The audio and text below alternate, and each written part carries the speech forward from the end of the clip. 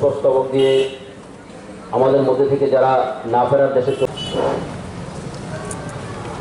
তাহলে আমরা শ্রদ্ধাঞ্জলির কাজ একে একে শুরু করি। চীনে যে 30 নভেম্বর যে রাজ্য কনভেনশন ও রাজ্য কনভেনশনে একটা না বার্তা যে সরকার जोंना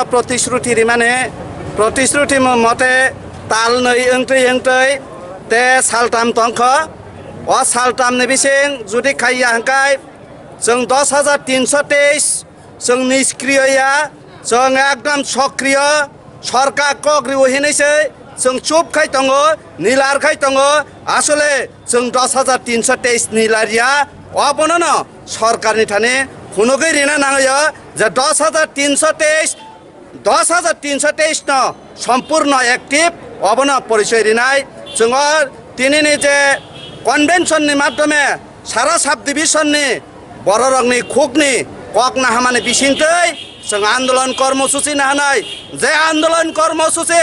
नगनुखना ताक दिल्ली व कृषक आन्दोलन जे दिन पर्यन्त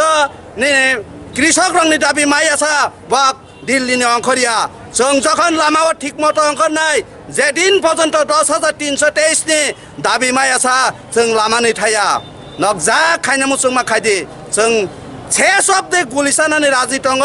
काजै चिनि जीवन जों 10,323 नि बागै उत्सर्ग खायरिनानै राजि दङ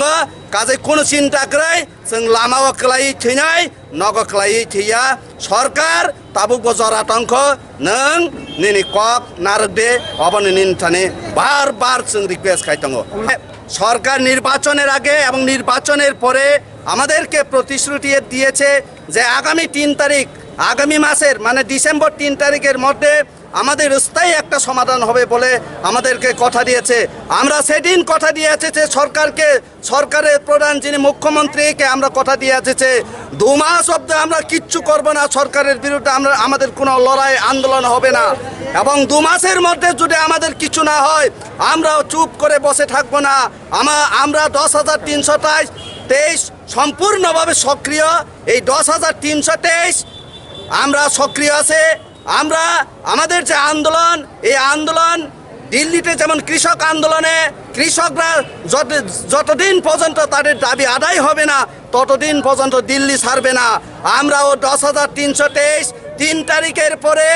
আমাদের যদি দাবি পূরণ না হয় আমাদের পার্মানেন্ট সলিউশন না হয় আমরা যখন রাস্তায় নামবো সেই রাস্তা থেকে যতদিন পর্যন্ত 10,323 এর সমাধান হবে না